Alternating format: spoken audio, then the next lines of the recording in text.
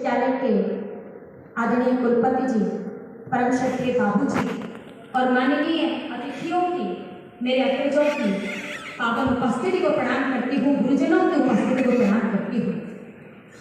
और माँ की वंदना का आदेश हुआ है, माँ के श्री चरणों में शब्द सुमन समर्पित करूं, लेकिन निवेदन करना चाहती हूँ कि भाव हम सब मिलकर समर्पित करें। आइए मिलकर माँ की वंदना करते हैं और उसके लिए निवेदन करती हूँ कि एक बार हाथ ऊपर करके जोरदार तालियां बजा दीजिए।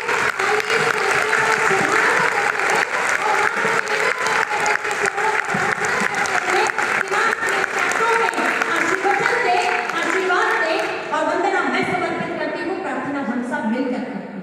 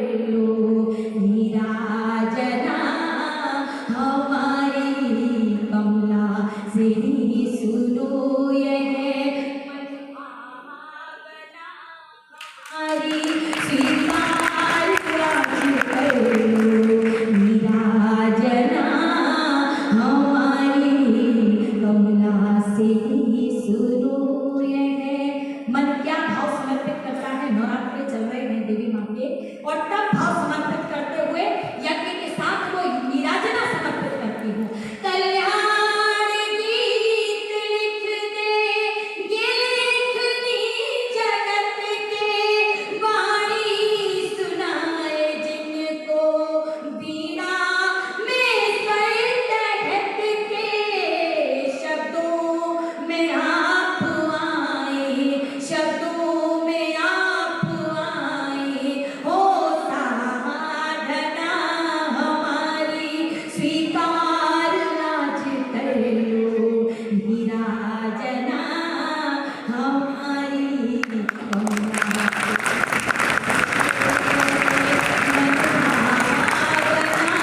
हमारी स्वीकार आज कर लो, नीराजना हमारी कमला से ही शुरू ये है। अंतिम पंक्तियां माँ के श्री चरणों में समर्पित करती हूँ। सत्यम शिवम सुंदरम की भावना क्या कहना चाहती है समर्पित करते हुए माँ के चरणों में। हम स्वात्व से सदा को निवृत्त मात होवे, छोड़े अहं वयं के अंकुर हृदय में भोवे, छल द्वेष होम होवे, छल द्वेष होम होवे, यही याचना हमारी स्वीकार आज कर लो, नीराजना हमारी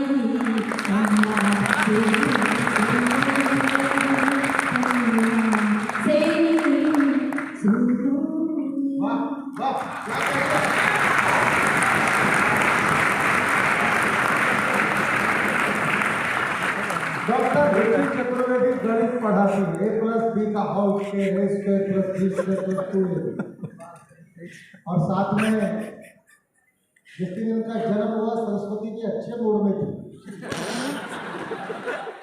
तो गणित भी दे दिया, संगीत भी दे दिया, कविता भी दे दी, पूरा खजाना लुटा दिया।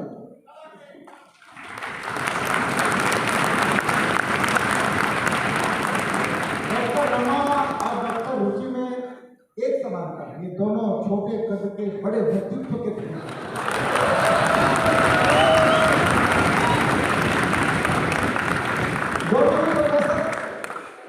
पर डॉक्टर रमा जो है वो प्रशासन में उलझी रहती है, कविता तो करती थी लेकिन आजकल नहीं करती है। आजकल बच्चों को ही देखभाल में सारा समय लगा दिया हुआ है, बहुत अच्छा सुन रहे हैं आप लोग, इतने अच्छे लोग रोज मिलते नहीं, आप सब एक्सपोर्ट क्वालिटी के लोग हैं। मैं बोल सकता हूँ, मुझे हमें मवाक़े का डर लग रहा है, इसलिए मैं कम शब्दों में बात कर रहा हूँ। एक बालक को बुला रहा हूँ, बहुत युवा है, आपकी तरह का विद्यार्थी है, राष्ट्रीय कवि संगम की दस्तक से निकला है एक बालक, पंचकुला से, चंडीगढ़ से आया है। सबसे निवेदन करता हूँ 3 मिनट 4 मिनट और मैक्सिमम 5 मिनट से ऊपर जाएंगे तो मैं यहाँ घंटी बजा दूँ। आप ये मान लेते हैं आपका हालत आज नहीं बता कि नहीं हूँ, आप चिंता मत करिए, आप घंटी को बजाइए, ठीक है। मैं क्यों बदनामी करूँ, तो वो है तो एक बार जोरदार तालियों से बुलाएंगे यस कंसल को, चंडीगढ़ से आए हैं।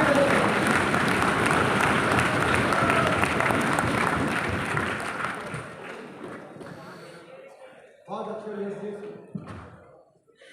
माँ शारदे को नमन, माँ भारती को प्रणाम, मंच को प्रणाम, आदरणीय बाबूजी श्री जगदीश मित्तल जी, प्रोफेसर योगेश सिंह जी की गरिमामय उपस्थिति को प्रणाम करता हूँ। समय पहले ही कम कर दिया गया है, तो मैं आपको एक रचना सुनाता हूँ जिसका मुझे आदेश हुआ है। जी सुनाइए। मैं नहीं जानता, बहुत युवा लोग यहाँ पर बैठे हैं, मैं नहीं जानता आप लोग किस क्षेत्र से हैं, पर एक बात का ध्यान रखें, आप आने वाले समय में डॉक्टर, इंजीनियर, वकील कुछ भी बने, जीवन में कभी अहंकार न करें। एक छोटी सी कहानी जो मैं कविता के माध्यम से आप तक पहुँचाऊँगा, मैं उसके माध्यम से अपनी ये बात करता हूँ। महाभारत में जब युद्ध हो रहा था तो महाभारत के युद्ध के 17वां दिन कर्ण और अर्जुन के बीच में द्वंद्व हो। जब द्वंद्व चल रहा था तब कृष्ण कर्ण की बड़ी प्रशंसा कर रहे थे। अर्जुन के मन में बड़ी व्याकुलता हुई, हमेशा तो मेरा मनोबल बढ़ाया जाता है, आज कर्ण की इतनी प्रशंसा की। जैसे तैसे दिन के अंत तक आते आते अर्जुन ने कर्ण का वध किया। अर्जुन के मन में अभिमान का बीज अंकुरित हुआ। अब वो सायंकाल में कृष्ण के शिविर में जा रहे हैं, यहीं से हम कविता में प्रवेश करते हैं, आप जुड़ने का प्रयास करिए। बहुत अच्छे, वाह। 17 दिन से चलते आए युद्ध को अल्प विराम लगा, दानवीर व दिव्य तेज था, त्याग के दे संसार चला। आकुल हृदय लिए पड़ता है अर्जुन शिविर की ओर को, जहां केशव ध्यान लगाए बैठे, छोड़ के जगते शोर को। शिविर में भीतर आकर अर्जुन ने हरि को नमन किया, विचलित मन की व्यथा का अपने वचनों से यूं कथन किया। क्या बोलते अर्जुन? हे गोविंद, जयगान हो रहा मेरा देखो सारे ही संसार में, जयगान हो रहा मेरा देखो सारे ही संसार में, अर्जुन अर्जुन नाम रह गया भीषण रण के सार में। जयगान हो रहा मेरा देखो सारे ही संसार में, अर्जुन अर्जुन नाम रह गया भीषण रण के सार में। गांडीव की टंकार हुई तो शत्रु का और दहल गया, मेरे बाणों की वर्षा से समर में भयदा फैल गया। समा गए सारे के सारे धनुष से निकले तीरों में, किसकी तुलना करते थे प्राणहीन उन वीरों में। एक बात तुम्हें बतलाता हूं, तुम व्यक्ति चिंतित रहते थे, राधे का गुणगान कर बस कन कन ही कहते थे। श्रेष्ठता के द्वंद्व में उसको कितनी बार हराया है, आज पराजित करके मैंने फिर से ये दोहराया है। शरासन से निकले शर ने सर को उसके अलग किया, कौरवों की जीत को मैंने पूर्ण रूप से विलक किया। अनायास प्रशंसा करते थे, अनायास प्रशंसा करते थे उस दंड प्रपंची पूत की, विजय की इच्छा रखने वाले विजयधारी उस सूत की। मैं एक बाण से उसके रथ को, अर्जुन का अभिमान कहा था, मैं एक बाण से उसके रथ को 10 पग पीछे करता था, मैं एक बाण से उसके रथ को 10 पग पीछे करता था, उसके बाण से मेरा रथ तो 2 पग ही सरकता था। परमवीर मैं सर्वोत्तम, मैं सर्वश्रेष्ठ धनुर्धारी हूं, कर्ण से पहले मैं केशव प्रशंसा का अधिकारी हूं।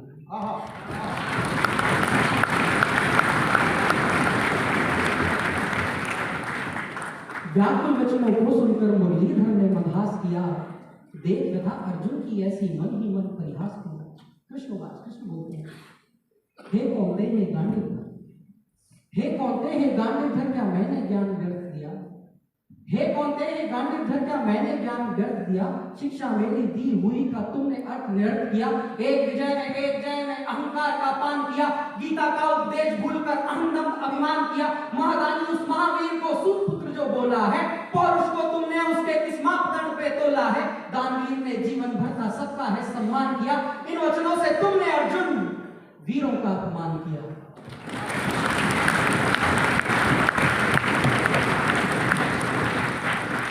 इन वचनों से तुमने अर्जुन वीरों का अपमान किया। सत्य से जिस दिन अवगत होगे पार्थ बड़ा पछताओगे। कृष्ण बोलते हैं कि अभी अर्जुन को नहीं पता कि कर्ण मेरा भाई है। सत्य से जिस दिन अवगत हो गए पाठ बड़ा पछताओगे, पितामह के जैसे शैया पर तुम सोना चाहोगे। सत्यता को कर्ण की तुम माना होना जानते, पर मुझको तो प्यारे मेरे हो तुम अपना मानते।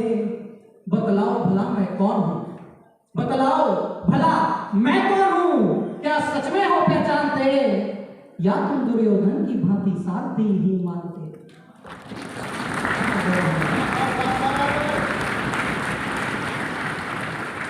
विनय विनय होकर अर्जुन ने हाथ जोड़ प्रणाम किया, अपने ज्ञान के बोध का इन वचनों से प्रमाण किया। अर्जुन का अभिमान धीरे धीरे कम होने लगता है। तो कृष्ण पूछते हैं कि बताओ मैं कौन हूं।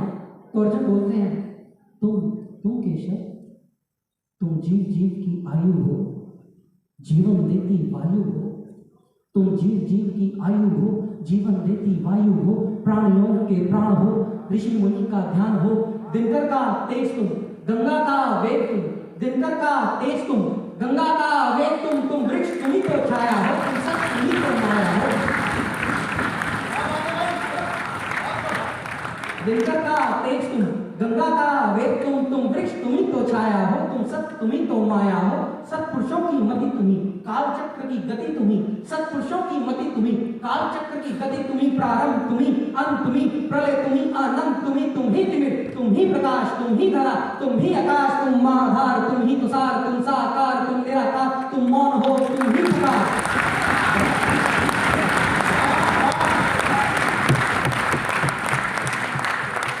तुम महाधार, तुम ही तुषार, तुम साकार, तुम निराकार, तुम मौन हो, तुम ही पुकार, तुम समेटे हर क्षण में सृष्टि के कण कण में, तुम ब्रह्म हो, तुम शिव हो, तुम ही तो अंतर्यामी हो।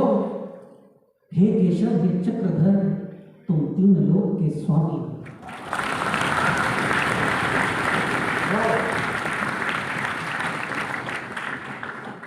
मैं तीन लोक का स्वामी हूं, कृष्ण बोलते हैं मैं तीन लोक का स्वामी हूं। हे धनंजय सुनो, तुम जिस रथ से तुमने द्वंद किया वह रथ नहीं साधारण था। हे धनंजय सुनो, तुम जिस रथ से तुमने द्वंद किया वह रथ नहीं साधारण था। महाबली की ध्वजा से उसको दिव्य कवच भी धारण था। हे धनंजय सुनो, तुम जिस रथ से तुमने द्वंद किया वह रथ नहीं साधारण था। महाबली की ध्वजा से उसको दिव्य कवच भी धारण था। विराजमान थे हनुमत उस पर सत्य बल अपार लिए, विराजमान थे हनुमत उस पर सत्य बल अपार लिए। मैं भी बैठा था उसी पर तीन लोक का भार लिए।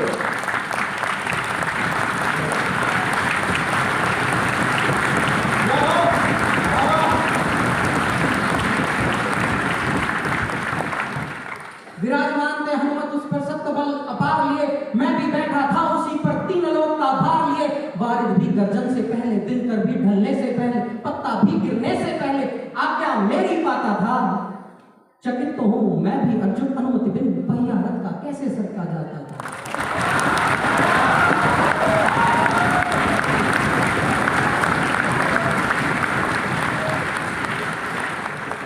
वारिद भी गर्जन से पहले, दिनकर भी ढलने से पहले, पत्ता भी गिरने से पहले आज्ञा मेरी पाता था। चकित तो हूं मैं भी अर्जुन, अनुमति बिन पहिया रथ का कैसे सरका जाता था। सूर्यपुत्र की शक्ति ने था अर्जुन, सूर्यपुत्र की शक्ति ने था धरा गगन को मिला दिया। उसके बाणों ने था पाप तीन लोक को हिला दिया। संपूर्ण विश्व का दाब लिए जो मैना रथ पर होता, संपूर्ण जगत का दाब लिए जो मैना रथ पर होता। हे कौनते तुम ही बतलाओ वो दो भक्त कितना होता।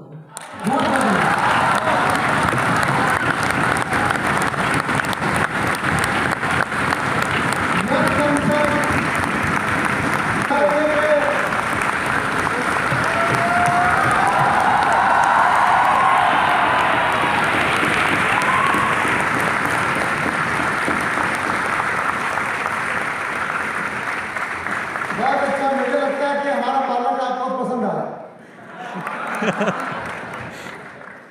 यह राष्ट्रीय कवि संगम है जहाँ इस प्रकार के बालक आते हैं और दीक्षित होते हैं कविता में।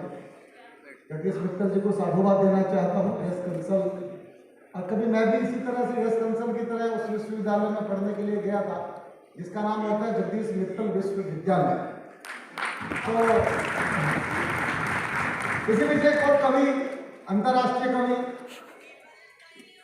दो दर्जे हैं। ऐसा एक बड़ा हस्ताक्षर हिंदी जगत का डॉक्टर प्रवीण शुक्ल हमारे बीच आ चुके हैं। मैं चाहता हूं कि उनका भी सम्मान हम साथ साथ कर लें, तो फिर कभी सम्मेलन को आगे बढ़ाएं।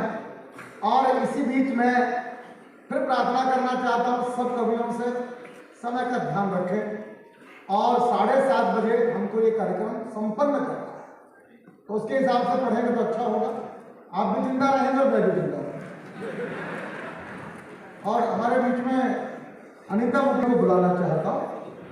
उसके साइड का आज तक कोई माइक स्टैंड बन नहीं पाया और वो जबलपुर से आते हैं, आप टीवी पर उनको रोज देखते हैं। नेताजी लपेटे से लेकर अमेरिका और फ्रांस और कहां की यात्रा उन्होंने की है। मेरे पास यात्रा वृत्तांत देने का भी समय नहीं, इसलिए वो जो बात करेंगे कविता में करेंगे। मैं जबलपुर से बुलाना चाहता हूं सुदीप भोला को। एक बार तालियां बजा दीजिए।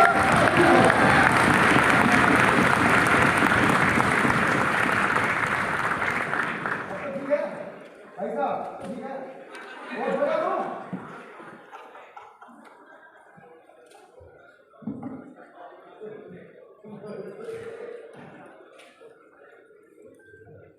ये माइक सेट करने का समय मेरे कागज पाठ में नहीं बोला जाएगा।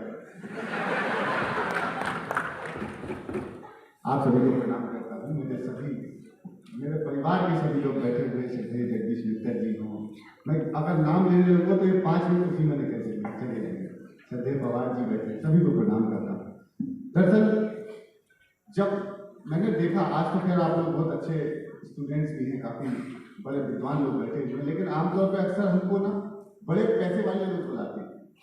बहुत पैसा होता है जिनके पास, आपने देखा होगा जिसके पास बहुत पैसा आ जाता है तो उनकी चेहरे की हंसी खत्म हो जाती है।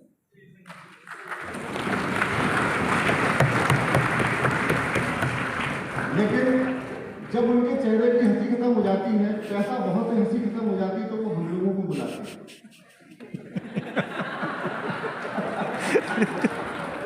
पैसा देते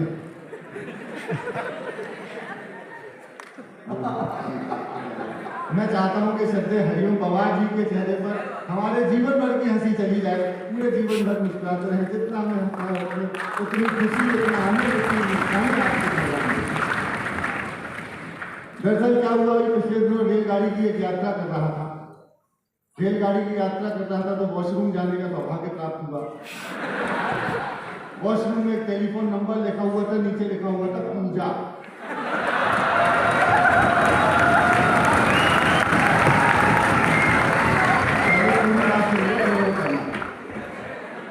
मैंने आपका को अक्षर में बदला, फोन नंबर डायल किया, वहां घंटी गई, फोन उठा, मैंने कहा हेलो पूजा बोल रही हूँ।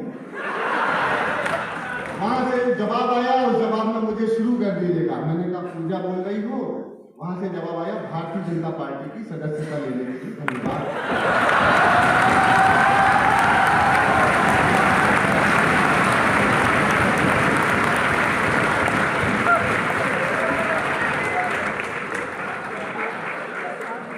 6 महीने के बाद वापस वहां से फोन आ गया, हेलो बोलो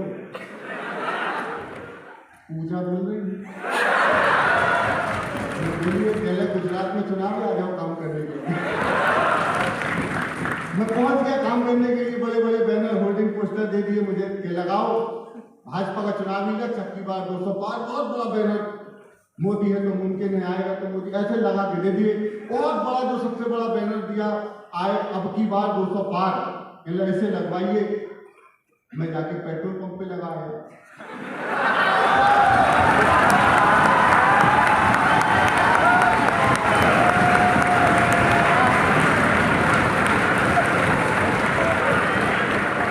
दूसरा वाला लगाने से पहले मुझे कांग्रेस वालों ने संपर्क किया, बोले हरकतें हमारे नेता जैसे कर रहा है।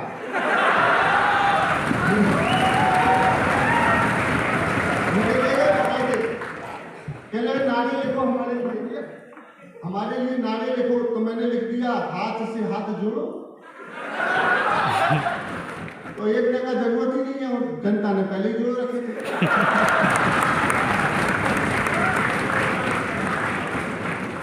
फिर वापस काम में लग गया बैनर पोस्टर लगाने के लिए। तो मैंने एक बहुत बड़ा बैनर लिया, कांग्रेस के कार्यालय के ठीक सामने लगा दिया, आएगा तो मोदी।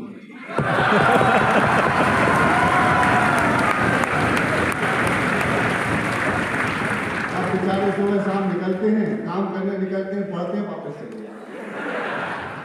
मैं आपको एक कविता विशेष सुनाने के लिए, क्योंकि समय की सीमा है, लेकिन एक तीन छोटी 8 पंक्तियों की एक पैरोडी सुनाता हूँ। सुनाने को बहुत कुछ है लेकिन समय की सीमा है, तो एक पैरोडी भजन के रूप में सुनाता हूँ, भजन वाली। स्वागत है, सुनाइए। तालियों की ताल दे सके और नहीं तो गाएंगे तो मुझे अच्छा लगेगा। धन्यवाद। मैं शुरू करता हूँ। एक रंग पर बात हुई, एक रंग विशेष पर कि ये रंग ऐसा है, रंग वैसा है। तो मैंने ईश्वर से कामना कि सांवरे रंग दे परमानेंट, सांवरे रंग दे परमानेंट, के सांवरे ऐसा रंग से छुड़ा न पाए कोई भी डिटर्जेंट, सांवरे रंग दे परमानेंट, सांवरे रंग दे परमानेंट। अच्छा, जब मैं इशारा करती हूँ तो रुक जाती हूँ। ये सब कीर्तन में ही आए हैं, आप कीर्तन कराते हो। सांवरे रंग दे परमानेंट, अमित शाह ने दिखा दिया है अपना मैनेजमेंट, अमित शाह ने दिखा दिया है अपना मैनेजमेंट। कश्मीर में महक रहा है केसर वाला सेंट,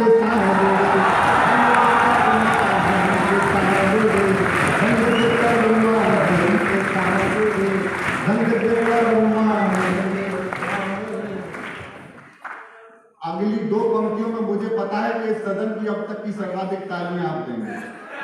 सांवरे रंग दे परमानेंट, अवधपुरी में तना हुआ था राम लला का टेंट, अवधपुरी में लगा हुआ था राम लला का, तैयार रहना।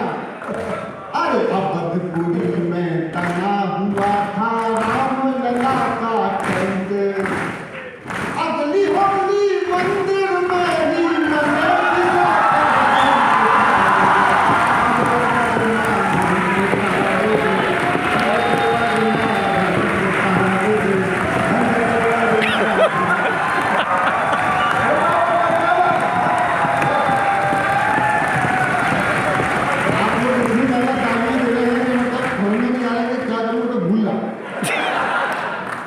डॉक्टर साहब, रमाजी आधा घंटे का एक्सटेंशन चला दो, बड़ी कृपा हो जाएगा।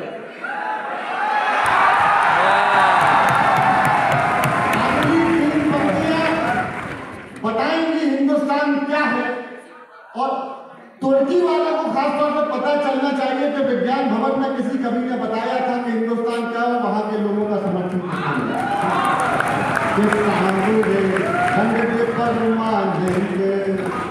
इसीलिए तो देश हमारा है सबसे डिफरेंट, इसीलिए तो देश हमारा है सबसे डिफरेंट। दुश्मन पर भी पड़े आपदा, पहले रहे प्रेजेंट,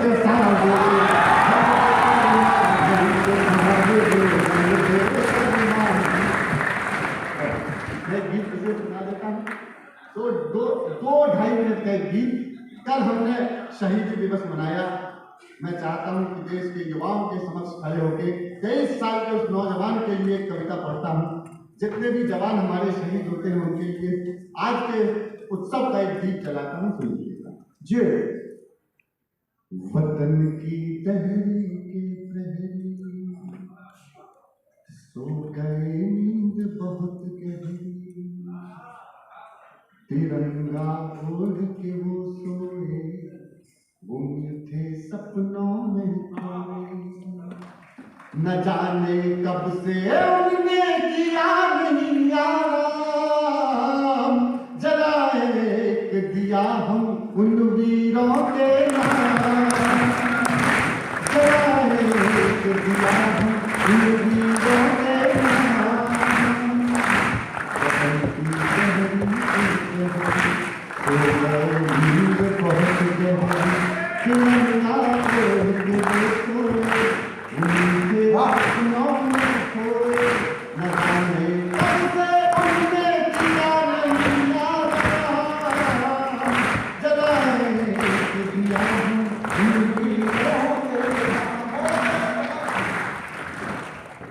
किसी की आंख के तारे हो, किसी घर के उजियारे हो, किसी को प्राण से प्यारे हो, किसी के राज दुलारे हो।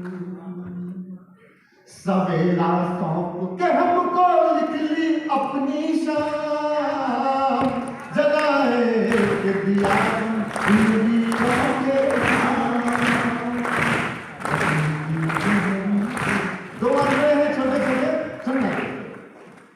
कि घड़ी दो 23 साल के नौजवान थे, छोटे छोटे बच्चे सीमाओं पे खड़े रहते हैं। सुनना कि घड़ी दो घड़ी जिए पर युग युग को पर्याप्त हो गए, फूल जो मिले धूल में तो कण कण में व्याप्त हो गए। सलामत देश रहे ये कहते हुए समाप्त हो गए, सलामत देश रहे ये कहते हुए समाप्त हो गए। सफर पर चलते हैं कहे वीर गति को प्राप्त हो गए।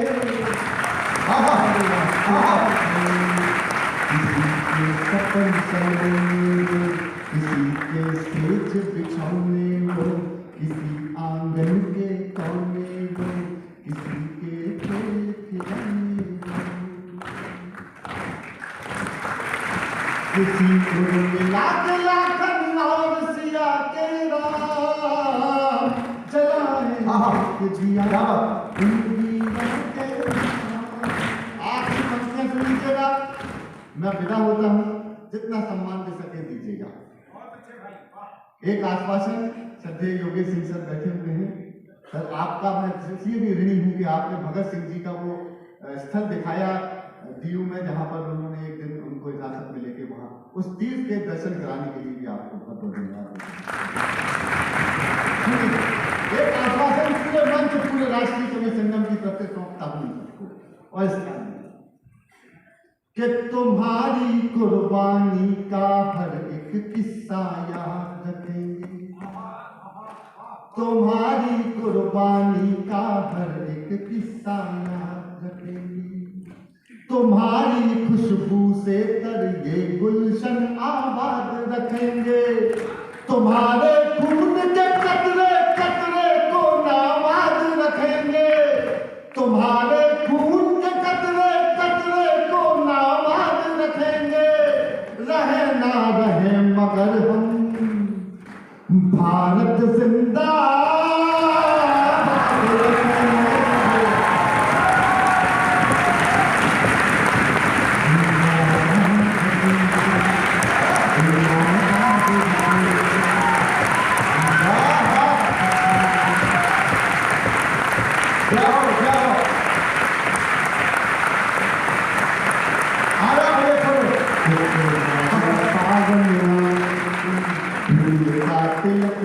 ये दो पंक्ति पढ़े बिना कैसे? हाँ बिल्कुल पढ़ो कि तुम्हारे पावन आंगन की धूल का तिलक लगाएंगे, रंगोली 3 रंग वाली तुम्हारे द्वार सजाएंगे, शहीदों के घर मंदिर गांव तीरथ धाम, जलाए दिया हम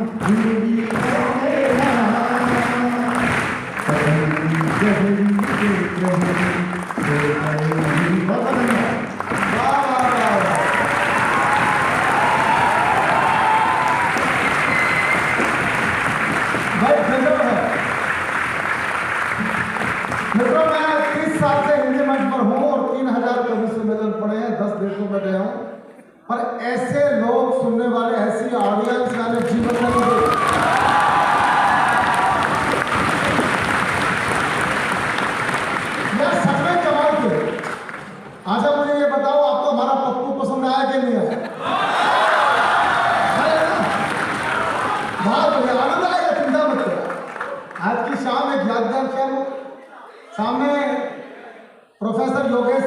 हैं वाइस चांसलर साहब, डायनेमिक पर्सनैलिटी है उनकी, मैं जानता हूँ, मैं उनका बचपन का मित्र हूँ, मैं उनका बाल सखा हूँ। बाल सखा मतलब जब तक बाल दोनों के पूरे पूरे थे तब से हम सखा हैं। बस फर्क इतना पड़ गया कि अब उनके बाल पूरे हैं, मेरे नहीं, मेरे सफा हैं, लेकिन दोस्ती हमारी बाकी। मैं आप जितना परिवर्तन दिल्ली विश्वविद्यालय में देख रहे हैं वो सब योगेश जी के आने के बाद चमत्कार हुआ। मैं तो आज विज्ञान भवन में एक प्रार्थना भगवान से करना चाहता कि 2024 में कुछ ऐसा कर दे कि हमारे योगेश जी भारत के शिक्षा मंत्री हो जाए।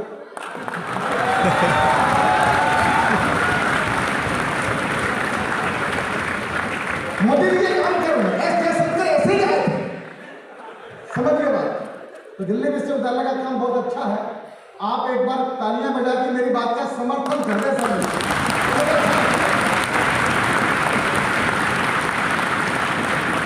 आज हमारे राष्ट्रीय अध्यक्ष श्रीमान जगदीश मित्तल जी ने बहुत सारे प्रोफेसर्स टीम में बुलाए। प्रोफेसर हरिओम पवार, प्रोफेसर रुचि चतुर्वेदी, प्रोफेसर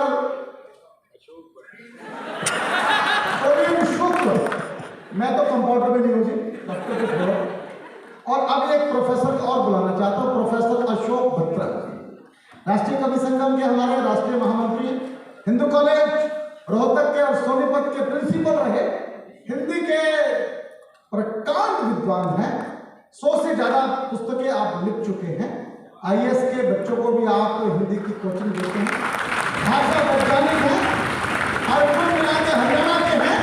और हरियाणा का आदमी तो पता हास्य कवि स्वभाव से ही होता है। एक बार तालियां बजाएं हरियाणवी कवि के लिए। आदरणीय अशोक बत्रा।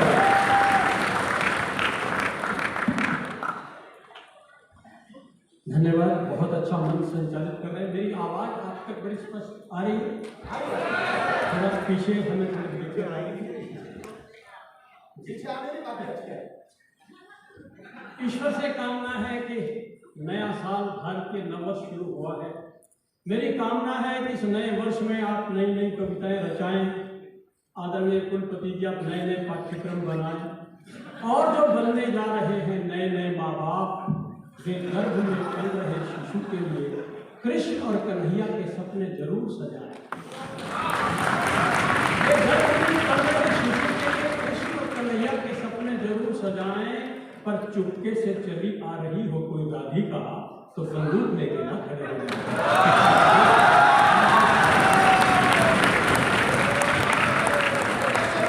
और मेरे बाबा नंद और यशोदा तो अपनी गोदी में शिशु को झुला रहे हैं, उनसे गुजारिश है कि वे अपने नव शिशु के लिए चाहे लैपटॉप और मोबाइल के हजारों खिलौने दिलवाएं, पर उसे माखन रोटी और गैया से दूर न ले जाएं।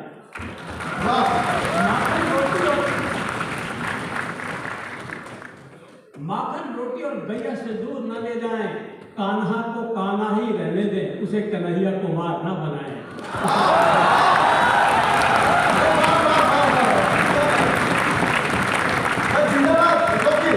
दोनों विश्वविद्यालयों के कुलपति कुलाधिपति वर्तमान और वे पूरा समृद्ध मंच, मुझे लगता है मेरी कविता भी आज के इस प्रकाशित उज्ज्वल सभागार जैसी हो जाए तो मैं स्वयं को धन्य अनुभव करूंगा। और मुझे लगता है कि जब अर्जुन जैसा विद्यार्थी बैठा होता है तब सार्थक होता है कोई गुरु। मैं कहता हूँ रचना का अरमान है शिक्षक, आदरणीय रमा जी आपको रचना का अरमान है शिक्षक, होता बहुत महान है शिक्षक, अर्जुन जैसा शिष्य मिले तो स्वयं कृष्ण भगवान है शिक्षक।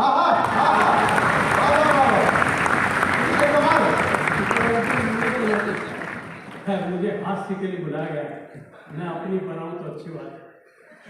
हरियाणा का हूँ, हरियाणा का तो हास्य वैसे भी ना, ऐसे खून में हमारे बच्चे भी ऐसे होते, गजब के होते, गजब के। मैंने कहा है कि तो चलो लिखो खाली स्थान भरो, जिनके घर शीशे के होते हैं डैश डैश डैश। बड़ा प्रसिद्ध डायलॉग था, जिनके घर शीशे के होते हैं वो औरों के घर पत्थर नहीं फेंका करते। लड़के ने कुछ नहीं पढ़ रखा, लिख के आया पूरे नंबर लिए, लिख के आया जिनके घर शीशे के होते हैं वे रात को कपड़े बदलते वक्त बत्ती बुझा देते हैं।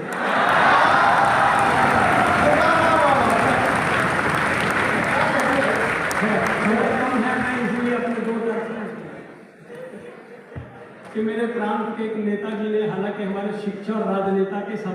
कई बैठे हैं, मैं उनको समर्पित करता हूँ कि नेताजी ने सोचा रमा जी कि पहला वोट मांगना किससे मांगूं, किसी की शक्ल ऐसी नजर नहीं आई, सोचा अपनी बीवी से मांग लूं।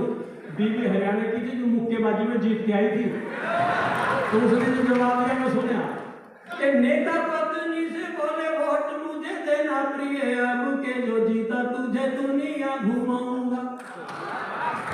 पत्नी तू नक्के बोली झूठे वादे करते हो, साड़ी तो दिलाते नहीं दुनिया घुमाऊंगा। नेता बोला मान गया, नेता बोला मान गया, नहीं तो मैं विरोधी की घराने को ले आके तेरी सोता में बनाऊंगा। पत्नी बोली वो विरोधी साड़ी ले गया है और कह गया है आजा मंत्री बना।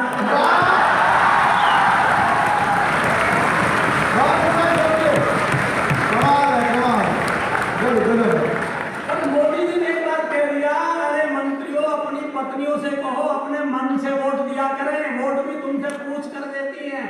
तो नेताजी ने कह दिया अपनी पत्नी को, पत्नी ने जो जवाब दिया वो सुने। नेता बोले मतदान करना जरूर प्रिय, वोट जरूर कास्ट करिए।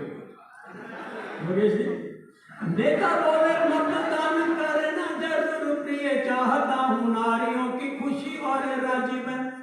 पत्नियों बोली हर साल वोट देती हूँ मैं, जिसे आप कहते उसी को ही दे आती मैं।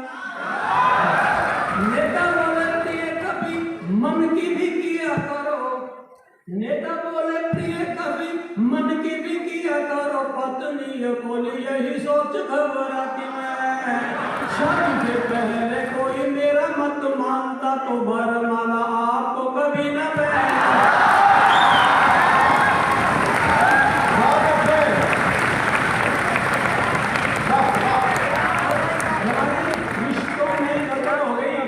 ससुराल में साड़ी नहीं रही थी, एक लड़का एक लड़की और कर लो परिवार नियोजन, ससुराल में साड़ियां नहीं, ससुराल में जाओ उबासी आवे।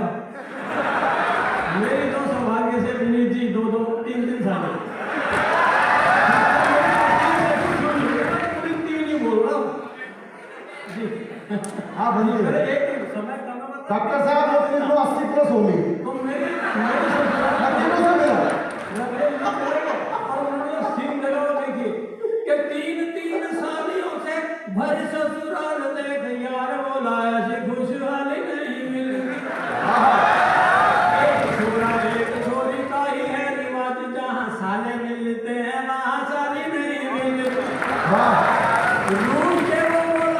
रूठ के वो बोला मेरे ससुर ने नाश किया, रूठ के वो बोला मेरे ससुर ने नाश किया, वरना मुझे क्या एक साली नहीं मिलती। मैं बोला कि शुक्र है एक भ्रूण छोड़ दिया, वरना तुझे ये घर वाली नहीं।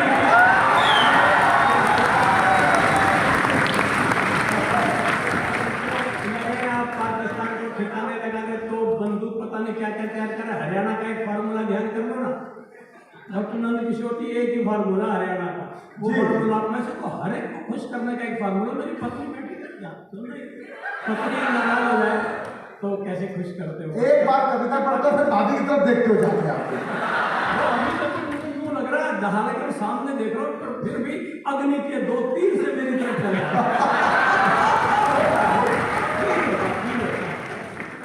कि पत्नी उपहार बिन प्रियजन प्यार बिन, गुंडा तुकार बिन कभी नहीं मानेगा। दुर्जन गाली बिन जीजा प्रिय साली बिन, और कभी ताली बिन कभी नहीं।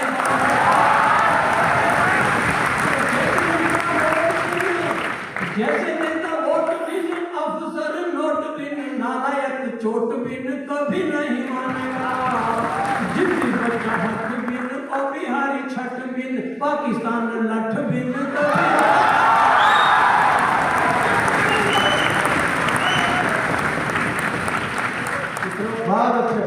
मैंने आपसे कहा कि कन्याओं को जन्म देने से मत रोकना, और मैं सोचता हूँ कि आप जन्म देने देते क्यों नहीं?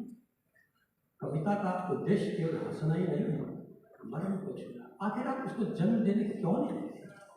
कन्या तो हिरणी है जंगल की, और जंगल की शोभा रोशन जी हिरणी के बगैर बिल्कुल नहीं। कि बिन हिरनी के जंगल सूना, बिन हिरनी के जंगल सूना, हिरनी जैसा दौड़े कौन, पर भूखे बाबों के आगे अपनी हिरनी छोड़े,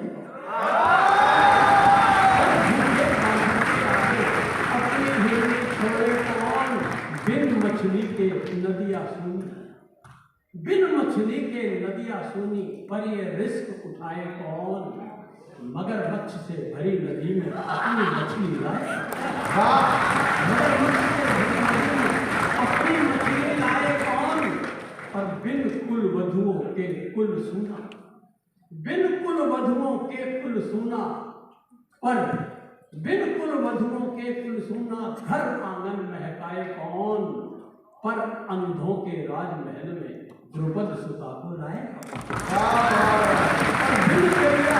बिन गैया वृंदावन सूना, बिन गैया वृंदावन सूना, गौ बिन वंशी बजाए कौन, पग पग पर है बूचड़ खाने अपनी गैया लाए। तो समय की मर्यादाएं हैं, इसके अंतिम 1-2 मिनट की कविता सुनाकर अपना काम किया। मेरे देश की समस्या यह है कि मेरे देश का लोकतंत्र उस साइकिल की तरह है जिसे 540 गण चला रहे हैं, 300 तो लगा रहे हैं पैडल, बाकी सारे मिलकर ब्रेक लगा रहे हैं।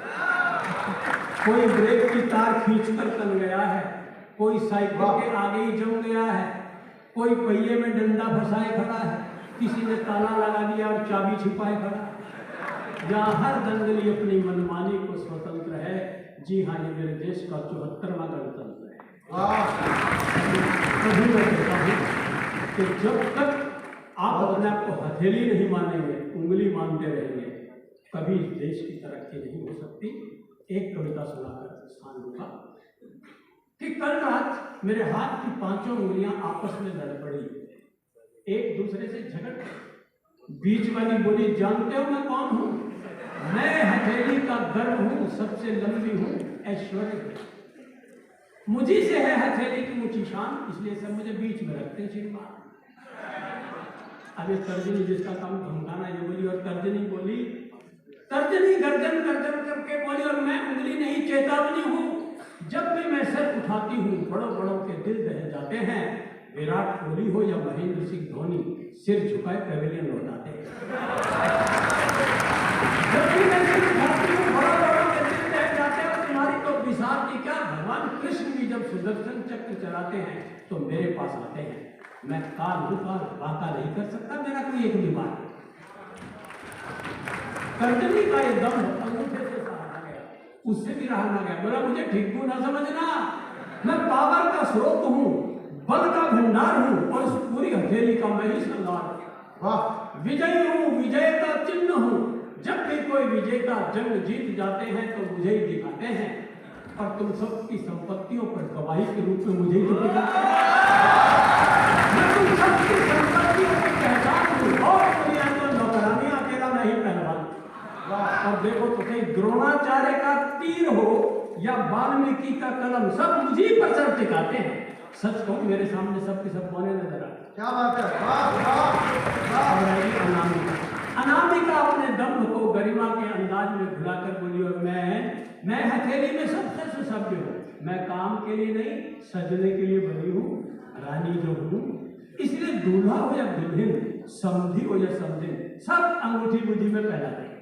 और पंडित जी भी टीका बुद्धि से कराते हैं। उच्च कुल की हूँ, खानदानी हूँ, संस्कृति की ऊंची निशानी। शेष रह गई कनिष्का। कनिष्का करके स्वर में बोली कि तुम चाहे मुझे किसी गिनती में ना लो, पर ये अरबों अरबों लोग जब भी गिनती शुरू करते हैं तो मुझी से शुरू करते हैं। जो तुम्हें सबकी सहेली हूँ, सबहारा हूँ, पर जब भी यह हथेली किसी दुश्मन के लिए मुक्ता बनाती है, देखना मोर्चे पर सबसे आगे मुझे को खड़ा पाता। और जब भी ये जूडो कराटे वाला किसी की गर्दन चटकाता है तो देखना तो सही सीमा पर मुझे खड़ा पाता है। सीमा की रहने वाली हूँ, सारा जोखिम मैं ही उठाती हूँ, और इस अनामिका को अंगूठी के लायक मैं ही तो बनाती हूँ। यदि मैं अपना हाथ खींच लूं तो उसका सारा दम धुल जाए, इसका अंग अंग कट जाए, छिल जाए, और इसके हाथ की अंगूठी छिटक कर किसी और को मिल जाए। इस तरह दोस्तों सबकी सब उंगलियां आपस में तन गई, एक दूसरे से ठन गई, बेचारी हथेली की तो गत बन गई। देशवासियों जरा देश के हथेली और हम इसकी प्यारी प्यारी उंगलियां, इन्हें इस तरह से ना उलझाइए। किसी हथेली ने थामनी है देश की चाल, इसे आपस में जो न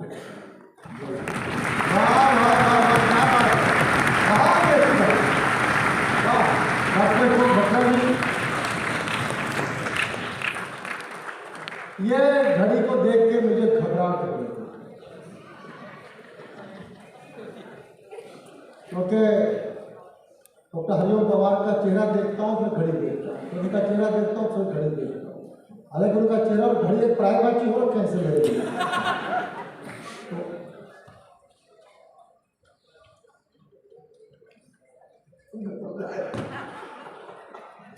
दोस्तों, डॉक्टर रमा का आभारी हूँ, थोड़ा समय उन्होंने बढ़ाया है। अब मैं क्रम को आगे बढ़ाना चाहता हूँ और हरियाणा से आपको यूपी ले चल रहा हूँ और उत्तर प्रदेश में भी आगरा। आगरा क्यों प्रसिद्ध है आपको पता ही है। एक तो वहाँ ताजमहल है और दूसरा क्या है आपको पता है, वो आप खुद ही आए, मैंने कुछ कहा ही नहीं। प्रोफेसर रुचि चतुर्वेदी उपस्थित है, गीतों की मलिका है और गणित पढ़ाती है, मैंने आपको बताया। अब वो आ गई है तो मैं क्या बोलूँ, बस आप एक बार तालियों से उनका सम्मान कर दीजिए। प्रोफेसर रुचि चतुर्वेदी। मुझे भी समय की सीमा का पालन करना है। प्रारंभ करती हूँ अपने विषय से जोड़ती हुई वो पंक्तियां जो मेरे पास प्रस्तुतम है, वो आप तक पहुंचाना चाहती हूँ। मैं बिंदु से रेखा बनाने चली हूँ, मैं बिंदु से रेखा बनाने चली हूँ, मैं सागर से नदियाँ मिलाने चली हूँ, मैं सागर से नदियाँ मिलाने चली हूँ। निकट आओ तट पे छुपे क्यों खड़े हो, निकट आओ तट पे छुपे क्यों खड़े हो, मैं गीतों की गंगा बहाने चली हूँ, मैं गीतों की गंगा बहाने चली हूँ, मैं बिंदु से रेखा बनाने चली हूँ। गीत समर्पित करती हूँ जो हृदय के सबसे निकट है। स्वागत। कभी अनसुनी सी कोई धुन बजेगी, कभी अनसुनी सी कोई धुन बजेगी, मेरे गीत भी याद आने लगेंगे। कभी आसमां को जो देखोगे गुमसुम, कभी आसमां को जो देखोगे गुमसुम, तो बादल कथाएं सुनाने लगेंगे। कभी आसमां को जो देखोगे गुमसुम, तो बादल कथाएं सुनाने लगेंगे। कभी अनसुनी सी कोई धुन बजेगी। पान समर्पित करती हूँ। बुला दो भले प्रेम मेरा सदा को, मगर याद मेरी भुलाओगे कैसे, भुला दो भले प्रेम मेरा सदा को, मगर याद मेरी भुलाओगे कैसे, भले इस चमन में नए फूल होंगे, वही खुशबुएं फिर से लाओगे कैसे, वही खुशबुएं फिर से लाओगे कैसे। कभी गम लिए सर, कभी गम लिए सर दीवारों पे रख दो, कभी गम लिए सर दीवारों पे रख दो,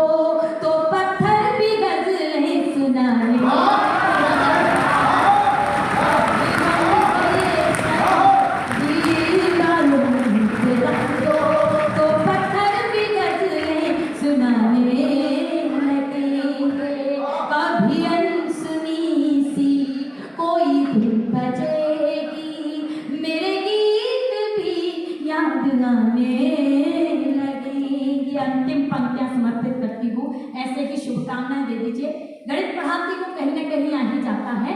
अधर पर बसी है वही बांसुरी जो तुम्हारी मधुर तान सुनकर बजी है। ये विद्या तुम्हीं ने सजाई है माथे, अधर पर तुम्हारी लाली सजी है। गणित जिंदगी का जो बिगाड़ेगी सांसें, गणित जिंदगी का जो बिगाड़ेगी सांसें, अधर भी पहाड़े सुनाने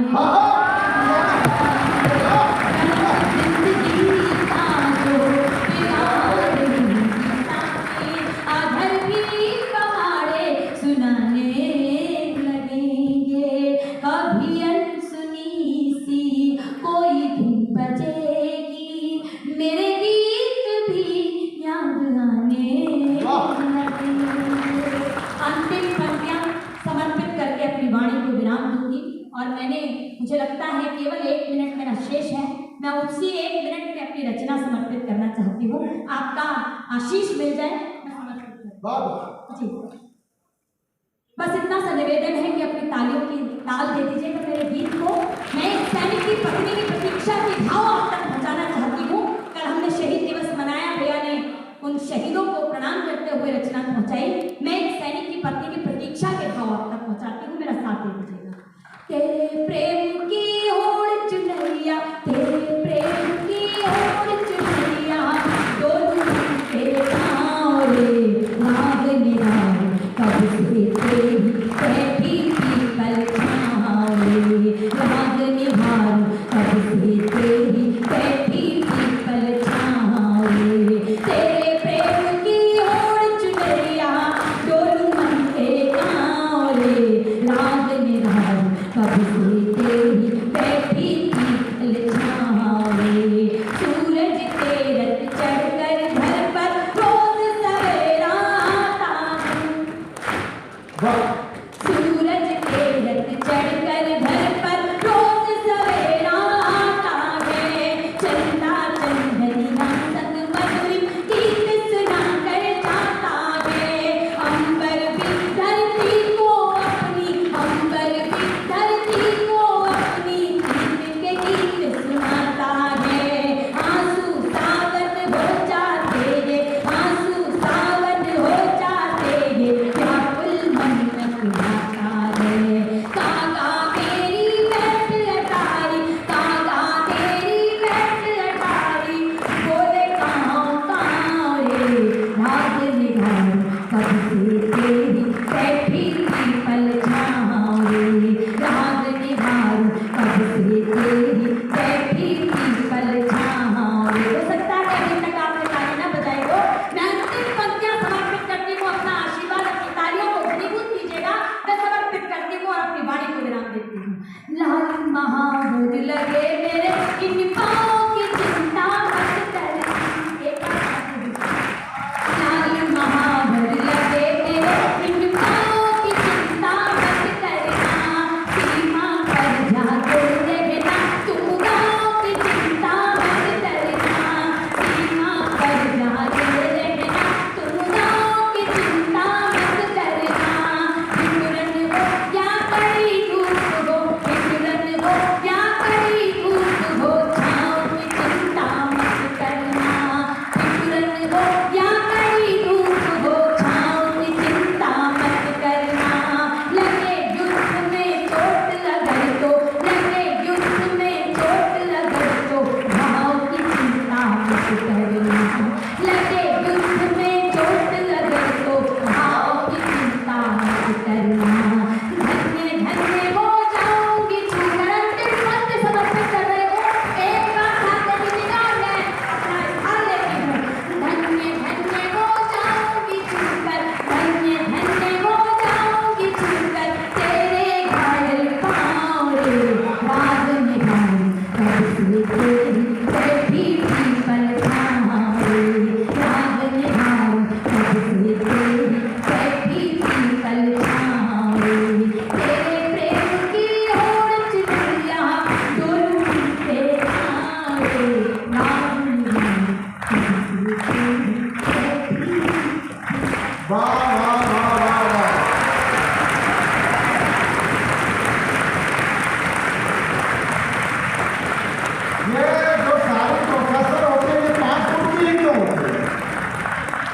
बढ़िया काव्य पाठ किया डॉक्टर रुचि चतुर्वेदी ने। एक बात समझ लो हंसराज कॉलेज वालों, आप मेरे घर के हो बिल्कुल, किसी के हिस्से की ताली अपने पास रखना ये भी काला धन होगा।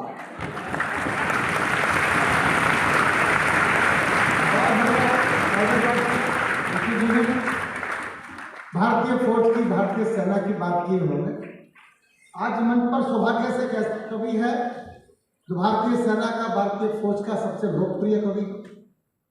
भारतीय फौज में वो बार बार जाते हैं, सीमाओं पर जाते हैं और सेना के लिए कविता लिखते हैं।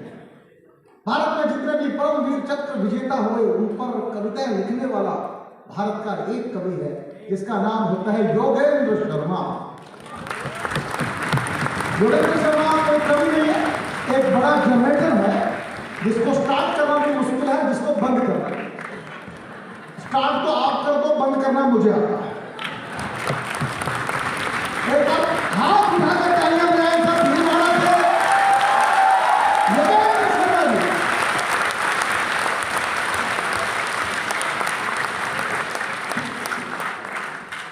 सुरेश जी सुनना, नार्वे बुलाना इस कवि, गजब कवि बता रहा हूं। आप नार्वे में कभी संबंधन करते हो, इस बार इनको बुलाना, हमको मत बुलाना भले। जब वतन की अस्मिता ही डोलती हो लक्ष्य को कर, शब्द शब्द से लक्ष्य का संधान कविता है सुनो। और क्षीर सागर के मथन से गरल का प्राकट्य हो तब सृष्टि के कल्याण हित विश्वान कविता है सुनो। फ्रांस में धर्म का ही नवधर्मी युद्ध बनकर धर्म रक्षा के स्वरों का गान कविता है सुनो। और सागरों के शांत जल में ज्वार का उन्माद भरकर शब्द शक्ति जागरण अभियान कविता है सुनो। ये सरना अभियान में सनातन धर्म का पहली योगेंद्र अक्षर का आदेश का अनुष्ठान करता है। धर्मनिरपेक्ष नहीं, धर्मानुरक्त होकर समस्त धर्म मजहब का अभिन्न मान सम्मान करता है। राष्ट्र की चरण वंदना में अभिव्यक्ति के पश्चात शब्द बुद्धि की अधिष्ठात्री का ध्यान करता हूँ और अत्यंत अनुद्यत भाव से नत शीश होकर विद्वत मन सहित देश के सर्वश्रेष्ठ मंच के समक्ष बैठे हुए देश के सर्वश्रेष्ठ श्रोताओं को और देशभक्तों को हल्दी घाटी की ओर से प्रणाम निवेदित करता हूं।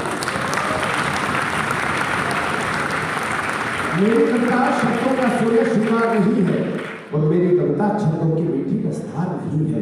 मेरी कविता प्यासे भीमरों की गुंजार नहीं है और मेरी कविता सावन की मदहोश बहार नहीं है। मेरी कविता हंसी ठिठोली का व्यापार नहीं है, काव्य मंच की मर्यादा का कारोबार नहीं है। मेरी कविता सामंतों का बंधन हार नहीं है और हंस वेश में जिस्म फरोशी का दरबार नहीं है। मेरी कविता भाषा के बाद नहीं है, मेरी कविता समझौतों की शर्तों से इनकार करेगी, अवरोधों की चट्टानों से टकराकर टंकार करेगी। मेरी कविता खुददारी से युद्धों को स्वीकार करेगी, कुरुक्षेत्र में कौरव दल के कुल का कुल संहार करेगी।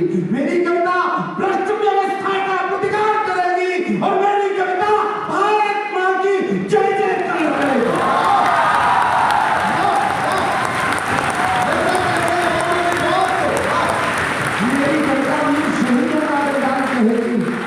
भारत माता के अंतस का स्वाभिमान कहेगी, विश्व गुरु के सिंहासन का गौरव गान कहेगी और वंदे मातरम के अर्थों में अभ्युत्थान कहेगी।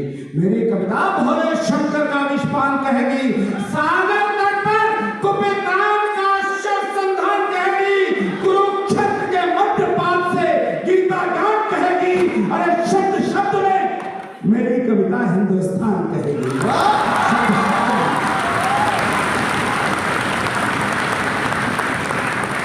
भारत माता जिसको अपने प्राणों से भी प्यारी थी, अंग्रेजी तोपों पर जिसकी सिंह गर्जना भारी थी, जो भारत की देख बेड़ियां रखती मासूर होता था और क्रांति युद्ध के लिए देश में वो बंदूकें बोता था, जिसका बचपन छोड़ खिलौने खेला था हथियारों से, जिसने प्यार किया यौवन में आजादी के नारों से, अंग्रेजी सिंहासन जिसकी हिम्मत से थर्राया था, दुश्मन की छाती पर जिसने वंदे मातरम गाया था, जो फंदे की रस्सी को भी हंसते हंसते चूम गया, देशभक्त की हाला पीकर जो मस्ती में झूम गया, देशभक्त की हाला पीकर जो मस्ती में झूल गया, अपनी आन बान के भारत मां की आन बान पर अपना सब कुछ भूल गया, और गीत बसंती चोला गाकर जो फांसी पर छूट गया। उसके पथ की धूल उठा लो, उसके पथ की धूल उठा लो, माथे का श्रृंगार करो, हे भारत माँ कोख धरो, फिर भगत सिंह तैयार करो।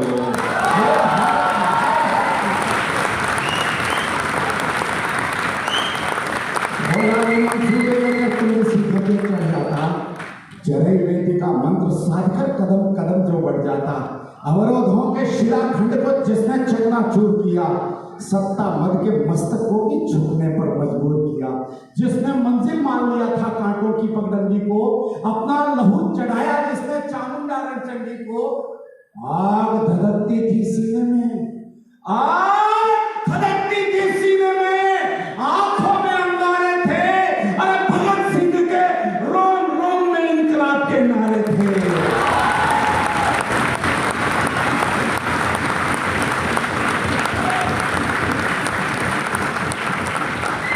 दो पंक्तियां पढ़ाने मुझे भ्रम हटा के कई कविता होगी। ये जो कैमरे के लोग हैं उनसे गुजारिश करता हूँ, पीछे ये जो पर्दा है यहाँ पर अगर राष्ट्रीय कवि संगम का लोगो आ जाता केवल, और ये पर्दा स्थिर हो जाता तो मुझे दो पंक्तियां परोसने का आनंद 100 गुना हो जाता। बस इतना सा कर दीजिए, बस धन्यवाद धन्यवाद।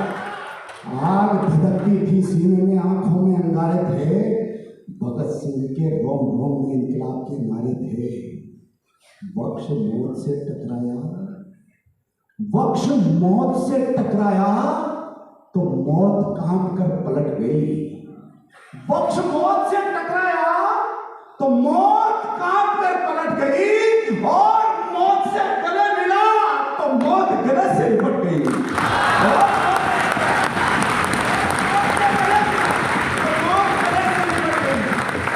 जिसे मृत्यु की मनमानी पर मरना भी स्वीकार नहीं, उस जौहर पर कविता लिख दूं, ये मेरा अधिकार नहीं। उस मृत्युंजय जवां मर्द पर दो आंसू बलिहार करो, ये भारत मां कोख धरो, फिर भगत सिंह तैयार।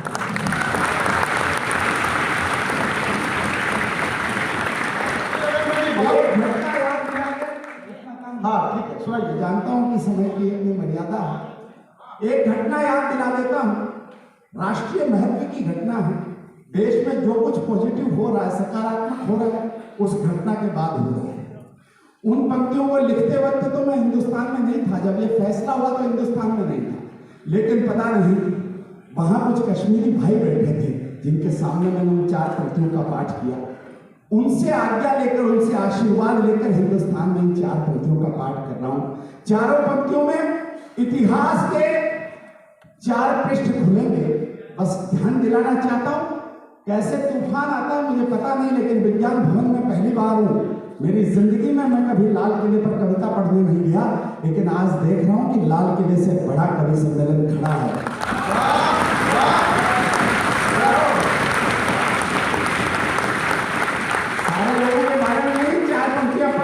सुनिएगा, कलुष कृत्य के विषित वृक्ष को त्वरित उखाड़ दिया हमने, कलुष कृत्य के विषित वृक्ष को त्वरित उखाड़ दिया हमने, 7 दशक से जमी गर्द को पल में झाड़ दिया हमने।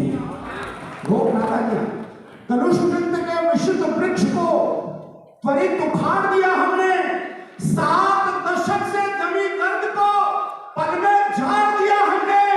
गांव गली तक अमर तिरंगा झंडा गाड़ दिया हमने, और दफा 370 वाला पन्ना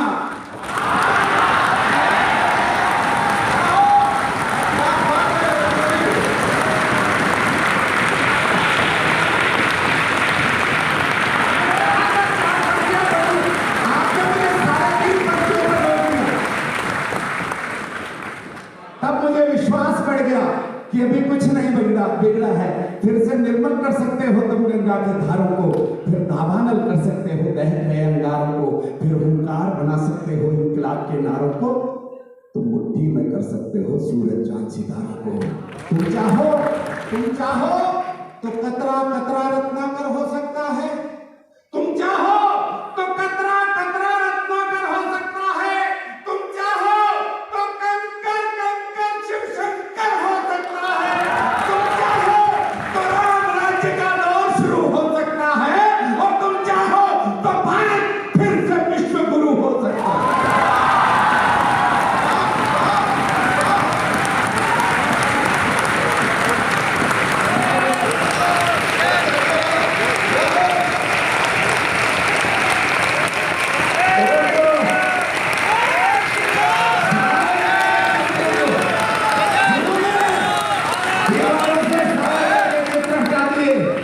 माफ करना, जिन्होंने दीवारों से सावरकर जैसे महापुरुष के चित्र हटा दिए।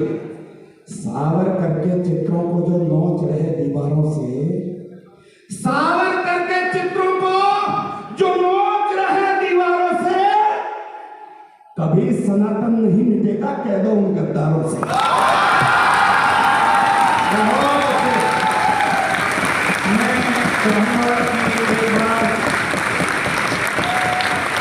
आपकी तालियों की ये ध्वनि,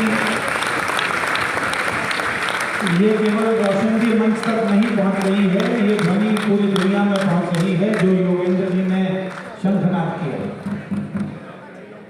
एक सेकंड तो लगेगा सर बुलाने में। मैं राजेश चेतन जी को आमंत्रित करता हूं कि वो आएं और काव्य पाठ करें। जब तक वो माइक पर आएंगे तब तक ये बता दूं, राजेश जी हमारे हिंदी कविता के इंसाइक्लोपीडिया हैं और पूरी दुनिया में गए हैं। एक बार तालियों से उनका स्वागत करें।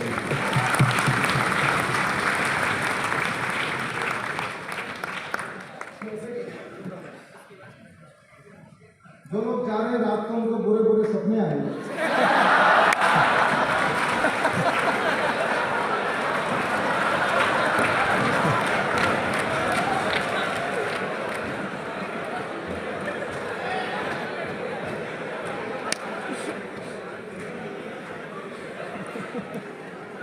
आप सबका अभिनंदन और स्वागत करता हूं।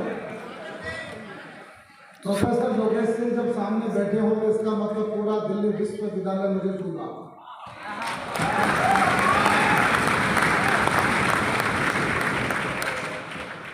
मैं काला कविता रमेश अग्रवाल को सुना रहा हूं, तो इतने अच्छे लोग रोज मिलेंगे नहीं। मैं कविता की बोनी करना चाहता हूं। आप लोग बोनी समझते क्या होगा? नहीं समझते? हाँ, एक नई कविता सुना रहा हूं जो मैंने कल लिखी। ये सब पुरानी सुना रहे हैं, बिल्कुल ताजा कविता, इतनी ताजा उसमें से भाव निकल गई। चाय वाले के देश में गर्म गर्म कविता। डॉक्टर रमा जी, आपने धन्यवाद, समय थोड़ा बढ़ा दिया आपने, और आप बहुत अच्छा सुन रहे हैं। कोई मुकाबला नहीं, हंसराज कर लेते।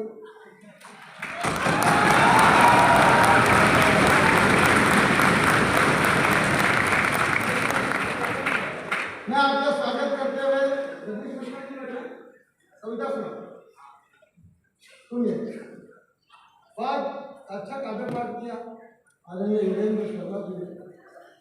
आनंद हरिओम जी को फिर खड़ी दिख रही। मैं एक एक्सटेंशन और ले रहा हूं केवल आपके। बात बात में बात बनाना उनके बस की बात नहीं। कविता सुनने का एक सलीका होता है। कविता सुनने में उनकी आती है, समझ में आए या ना आए, तो कहना पड़ता वाह वाह क्या कह दिया सब, वाह कैसे कैसे। बात बात में बात बनाना उनके बस की बात नहीं। घर के लोगों को समझाना उनके बस की बात नहीं। मुझे नहीं आपकी है उनके बस की बात। राहुल बाबा समझते तो नहीं? राहुल बाबा चुपके चुपके बैंकॉक जा सकते हैं, हो जाए। मैं भी आधी दुनिया घूम चुका, और जितना मन मेरा बैंकॉक में लगता है,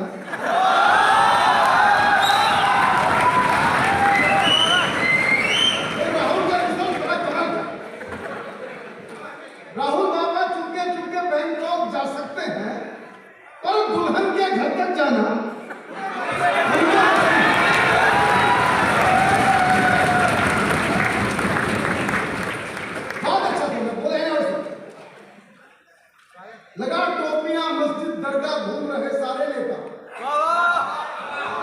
पहले प्रधानमंत्री मनमोहन जी थे जो बेचारे बोलते नहीं थे, दूसरे ये भाई साहब आए चुप भी नहीं होते, कमाल है मोदी जी, दिल की बात, मन की बात, फेफड़े की बात,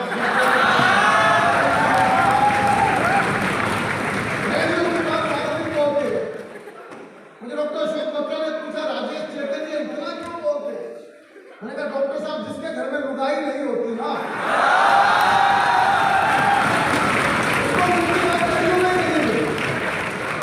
संजीव जी सुना, लगा टोपियां मस्जिद दरगाह घूम रहे सारे नेता, मोदी को टोपी पहनाना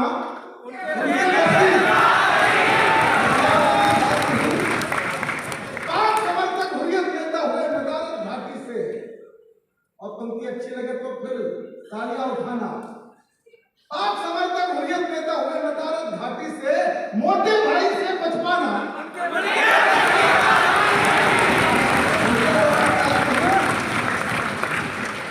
कोटी भैया के सर में जयंत चौधरी आए, यूपी ने एक नया शब्द दिया भारत को बुलडोजर,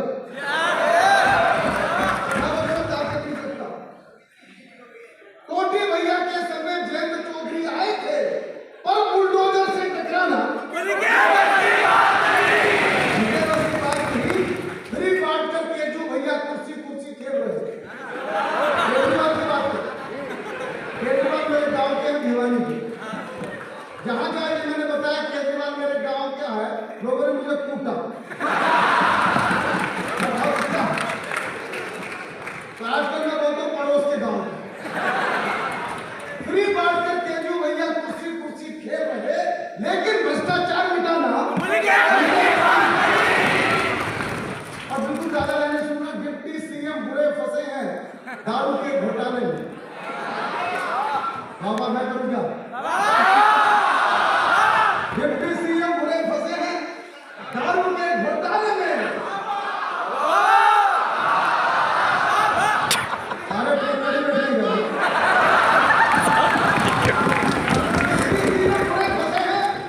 दारू के घोटाले में, पर तिहाड़ से वापस आना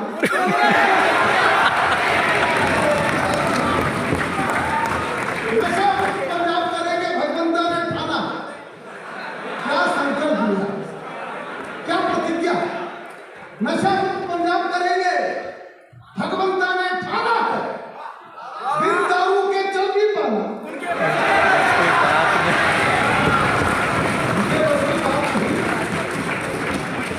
ठोको ठोको कहने वाला जनता ने ही ठोक दिया,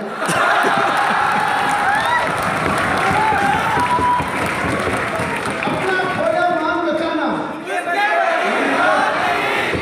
पत्रकार हैं बड़े अनोखे बागेश्वर को घेर लिए, क्या बाबा प्रकट हुआ है, 27 साल का कमाल है, sting operation sting operation sting operation, बाबा पकड़ में तो नहीं आया, मेरा तो मन है दिल्ली विश्वविद्यालय के बाद योगेश जी आप भी बुलाओ,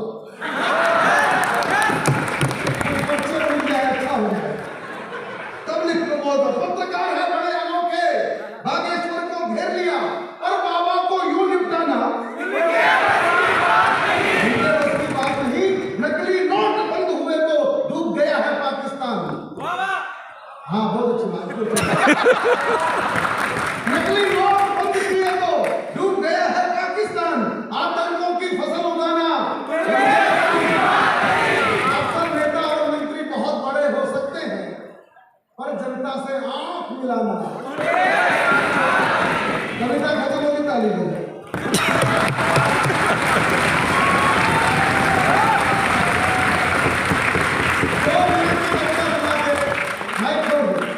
बहुत कुछ सुनाने का मन है पर समय, अभी एक राहुल बाबा ने भारत जोड़ो यात्रा की, 54 साल का नौजवान भारत के पास है, नौजवान राहुल बाबा को देखता हूं तो मैं अपनी बात भूल जाता हूं, मैं भी 53 साल का हूं, मुझे लगता है मैं भी नौजवान, यस, कैसा भारत जोड़ा, कैसी बिल्डिंग की है,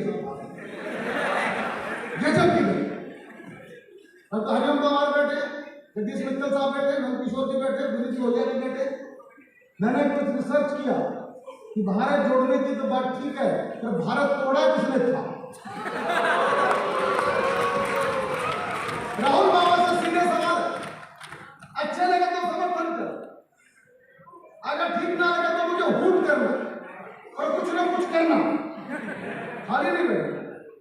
आपका ध्यान चाहता हूं, मंच का ध्यान दो। सुनिए, भारत का करके बंटवारा, रजनी अपनी जी बैठी है, हमारी दिल्ली की मेयर बनी। भारत का करके बंटवारा अब ये भारत जोड़ेंगे। कमाल कर, लव यू। भारत का करके बंटवारा अब ये भारत जोड़ेंगे। जिन्ना जीता नेहरू हारा, अब ये भारत जोड़ेंगे। और तुम क्या सुनना, अब ये भारत जोड़ेंगे, आपको बोलना पड़ेगा। 370 धारा लाकर आग लगाई घाटी में, 370 धारा लाकर आग लगाई घाटी में, मोमिन ने पंडित को मारा, अब ये भारत, मोमिन ने पंडित को मारा, अब ये भारत जोड़ेंगे। हिंदी चीनी भाई भाई नारे खूब लगाए थे, याद होगा 1962। हिंदी चीनी भाई भाई नारे खूब लगाए थे, गवा दिया फिर तिब्बत सारा, अब ये भारत जोड़ेंगे। और बोलता हूं बाबर अकबर औरंगजेबों को करके महिमा मंडित, सिरा प्रताप से किया किनारा, अब ये भारत जोड़ेंगे। भारत तेरे टुकड़े होंगे, जेएनयू में नारे थे, भारत तेरे टुकड़े होंगे, जेएनयू में नारे थे, गद्दारों को दिया सहारा, अब ये भारत जोड़ेंगे। कश्मीर में पाकिस्तानी झंडा लेकर आए थे, पीओके में चांद सितारा, अब ये भारत जोड़ेंगे। सरदारों का खून बहाया कांग्रेस के लोगों ने, घायल है मेरा गुरुद्वारा, आगरे की दो लाइनें सुना मुझे विदाई देना। मंदिर टूटे बनी मस्जिदें, लेकिन तुम खामोश रहे। मंदिर 40,000 मंदिर टूटे बनी मस्जिदें, लेकिन तुम खामोश रहे। कहां था तब ये भाईचारा, अब ये भारत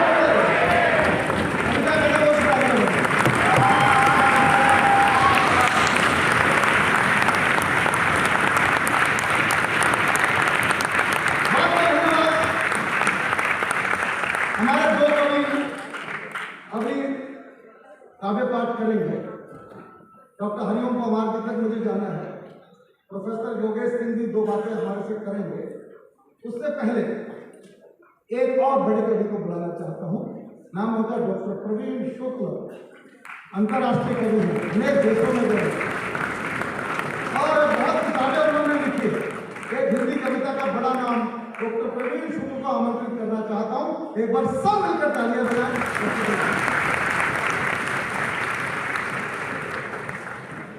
बहुत धन्यवाद राजेश जी का। मैं राष्ट्रीय कवि संगम को, हंसराज कॉलेज को, रमा जी को बहुत शुभकामनाएं देता हूँ। लाल बहादुर शास्त्री जी हमने नहीं देखे, लोग कहते थे वो छोटे करके बड़े आदमी थे, पर रमा जी को देखता हूँ तो मुझे शास्त्री जी याद आते हैं और लगता है कि छोटे व्यक्ति है, आयरन लेडी हैं वो, और जो संकल्प कर लेती हैं उसे पूरा करती हैं। विज्ञान भवन में उन्होंने पहले भी हिंदी का बड़ा उत्सव किया और आज हम सब यहाँ हैं। नीतन जी हम सबके प्रेरणा स्रोत बैठे हैं। आदरणीय पवार जी आ गए हैं। मैं उनकी प्रतीक्षा कर रहा था कि घड़ी देख लें, 8:50 पर 5 मिनट में मैं काव्य पाठ खत्म कर दूँगा। बहुत अच्छा। हाँ 7:50। बहुत आपको शुभकामनाएं देता हूँ। दिल्ली यूनिवर्सिटी के वीसी सर बैठे हैं। मैंने यूनिवर्सिटी को पूरी दुनिया में बहुत सुनाया। मैं तो पिछले दिनों दिल्ली यूनिवर्सिटी में घूम रहा था, एक सज्जन आते हुए टकरा गए, बोले इधर से मेरी लड़की को जाते हुए देखा है क्या? मैंने कहा लड़की बड़की कोई नहीं थी, हाफ पैंट बनियान में सिगरेट पीता हुआ एक लड़का जा रहा था। बोले वो ही तो मेरी लड़की थी। मैंने कहा आप उसके बाप हैं क्या? बोले शटअप, मैं उसकी माँ हूँ। तालियां जरा बजा दो एक बार, दो बार। मैं 2-3 फिल्म सुनाता हूँ।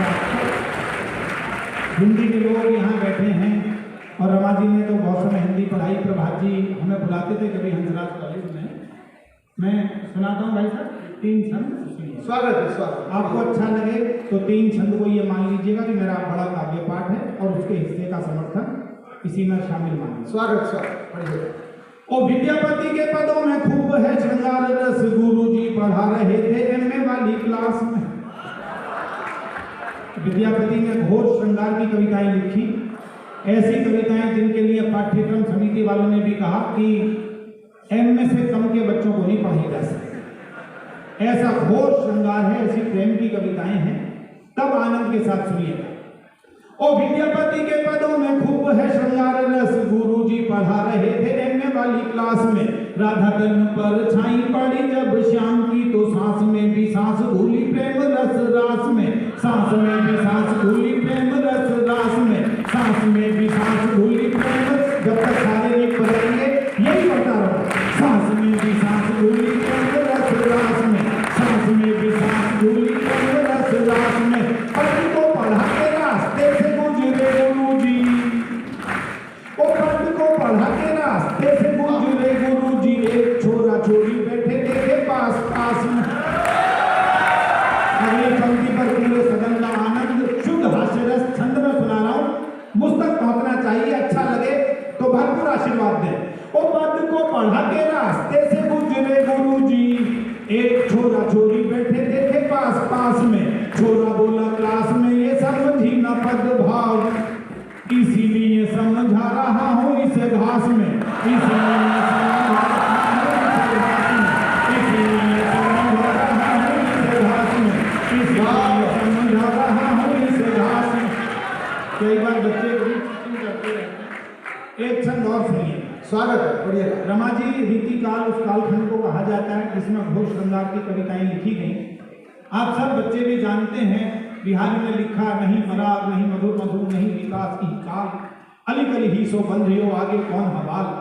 लेकिन वर्तमान में एक हास्य का कवि क्या कल्पना कर रहा है, आप आनंद लीजिएगा और आशीर्वाद दीजिएगा। ओ भारत की हालत बिगाड़ी पॉपुलेशन ने, इसे रुकवाने का प्रबंध कर दी। वाह। ओ भारत की हालत बिगाड़ी पॉपुलेशन ने, इसे रुकवाने का प्रबंध कर दीजिए। इल्लू इल्लू जुम्मा जुम्मा सरका के खतीजा को गाए जाने वाले गाने बंद कर दीजिए। गाए जाने वाले गाने बंद कर, गालियां बजाने को बंद करा दीजिए। गाए जाने वाले गाने बंद कर दीजिए। गाए जाने वाले गाने बंद कर दीजिए। कामदेव की जो पूरी आरती उतारते हैं, उतारते हैं बंद ऐसे श्रृंगारिक छंद कर दीजिए। और अगली पंक्ति हंसराज कॉलेज वालों, आप नहीं समझे तो दुनिया में कोई नहीं समझे। ओ कामदेव की जो पूरी आरती उतारते हैं, बंद ऐसे श्रृंगारिक छंद कर दीजिए। बाढ़ पॉपुलेशन की रोकना जो चाहते हो, रीति काल को पढ़ाना बंद कर दीजिए।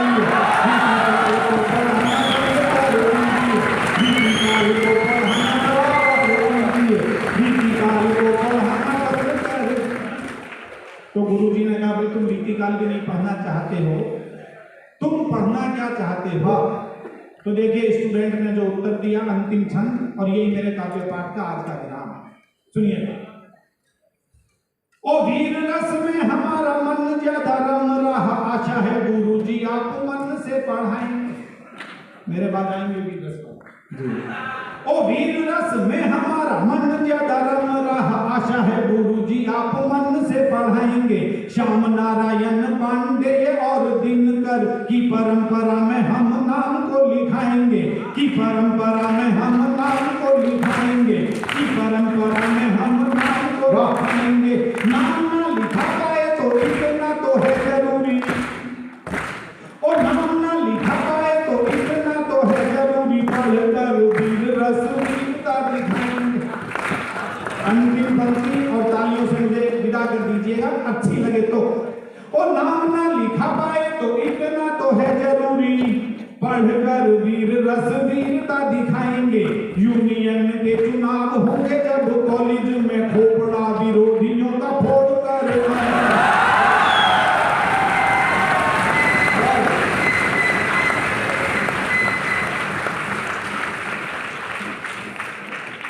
एक और छंद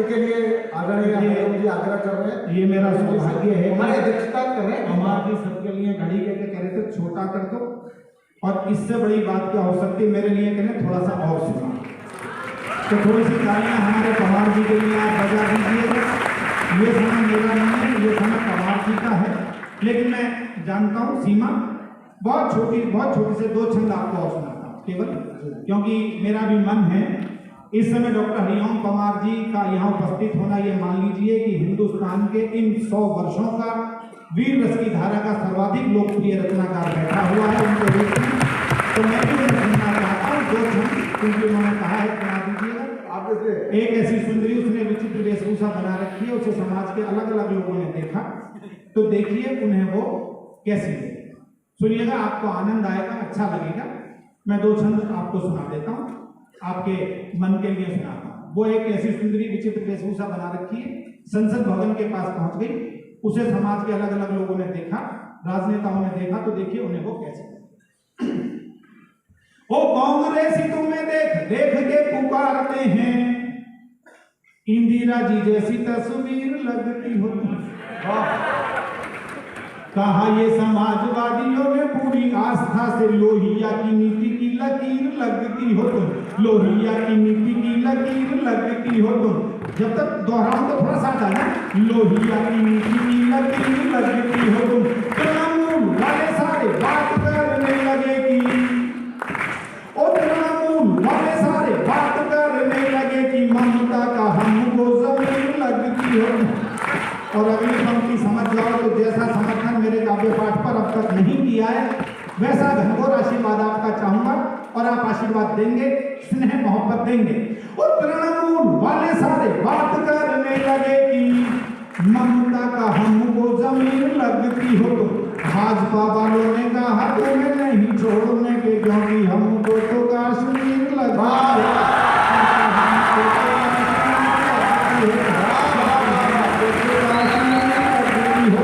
क्योंकि हमको तो कश्मीर लगती हो, क्योंकि हमको तो कश्मीर। अंतिम छंद सुन लीजिएगा, एक छंद और सुना देता हूँ, और कभी मित्तल जी आदेश देंगे, वो इंसाइक्लोपीडिया हैं हमारे, और बहुत नए कवियों को उन्होंने मंच दिया है, फिर कभी लंबी बात करेंगे। अंतिम छंद सुने, स्वागत। और तुम्हें देखते ही मन नाचने को करता है, मन का मयूर बोला घन लगती हो तुम, जिसके समीप आके शीतलता मिलती है।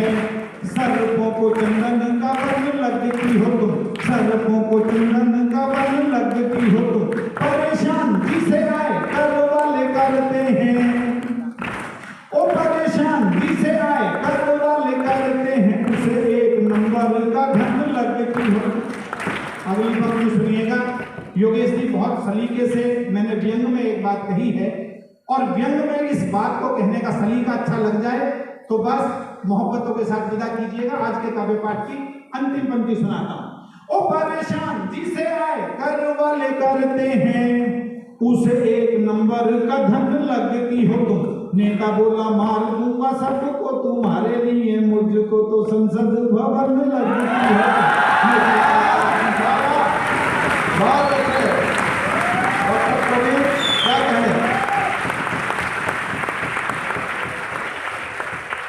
मित्रों, हमको डॉक्टर हरिओम पंवार को सुनना, और उनसे पहले बस एक छोटा सा संदेश राष्ट्रीय कवि संगम के माननीय राष्ट्रीय अध्यक्ष जगदीश मित्तल जी यहाँ पर बैठे हैं। सारा जीवन देश को, समाज को उन्होंने दिया है, और आज भी 18 घंटे राष्ट्र के लिए, कविता के लिए, मेडिकल कॉलेज के लिए, एकल विद्यालय के लिए, सेवा भारती के लिए, विद्या भारती के लिए, न जाने कितने संगठनों को प्राण वायु देते हैं। ऐसा एक बड़ा हस्ताक्षर होते हैं श्री जगदीश मित्तल जी। मैं चाहता हूँ कि वो आज इस अवसर पर हंसराज कॉलेज राष्ट्रीय कवि संगम का ये संयुक्त कार्यक्रम है, यहाँ माइक तक आकर हमको अपना आशीर्वचन दे। एक बार सब मिलकर तालियां बजाएंगे जगदीश मित्तल जी के लिए, और बाद में डॉक्टर हरिओम पंवार।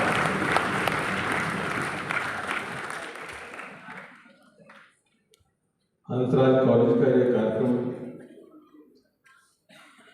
और विज्ञान भवन के अंदर 2 संस्थानों का परस्पर मिलन है, और ये मिलन मेरे लिए कोई नया नहीं है।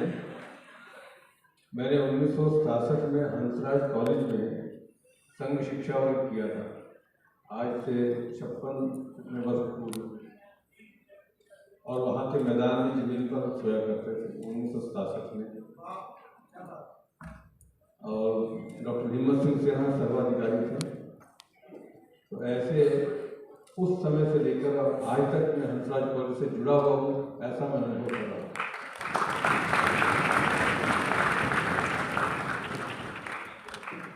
रमा जी, हमने सोचा हम ही चाहते हैं आपको, पर आपको चाहने वालों का तो काफिला निकला।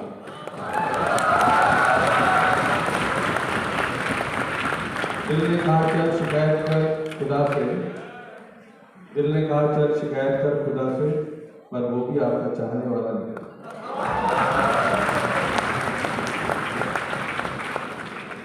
और 1967 में मैं बाद में जब कुरुक्षेत्र विश्वविद्यालय में पढ़ने के लिए आया, तो उस समय जिन लोगों के साथ मुझे कुछ सीखने का सौभाग्य मिला, उसमें आपके दिल्ली विश्वविद्यालय के कुलपति, उनके पिताश्री डॉक्टर निरंजन सिंह जी थे, जिन्होंने मुझे समाज कार्य का संदेश देकर के, शिक्षा देकर के 1971 में वहाँ से संघ के प्रचारक के रूप में विदा किया।